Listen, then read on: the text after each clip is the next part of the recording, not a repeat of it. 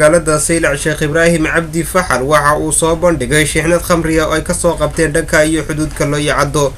waxaanu sheekhul baladka ahna gudoomiyaha maxkamadda magaalada Saylac Sheekh Ibraahim Cabdi Faxal uu ku dheeraaday in shixnadan khamriga ay ka soo qabteen dhanka iyo loo yacado taasoo si sharci darro ah loo soo gelinayay magaalada Saylac waxaanu ku sheegay sheekhu in khamrigan ay ku soo qabteen 4 dhalinyaro oo markaas iyagu soo gelinayay magaaladani Saylac isaguna mahadnaq ballaaran u celiyay ciidanka bilayska Somaliland gaar ahaan kuwa saldhigga Saylac oo iyagu soo qabtay khamrigani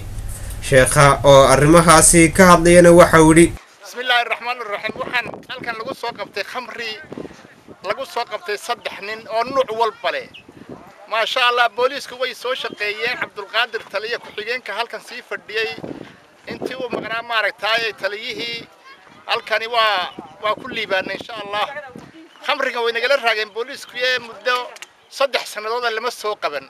dadsi ay wax u dhaceenba ilaa waxaan u sheegnay wasiirka maaragtay duur markii uu ka soo baxay Djibouti waxaan u sheegnay arrimahan inay ka wax ka sii yihiin kolka khamrigu sidaa buu u socdaa wadanka u soo galaa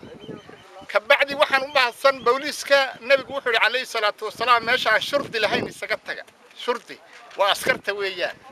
ciidamo seexanaysa haddii askari la waayo askariguna hadduu aadaabtiisa iyo nidaamkiisa waayo isna dambi baa ugu jira hadduu isbadayday noqdo askariga qudhidiisu dee dambi buu ugu jira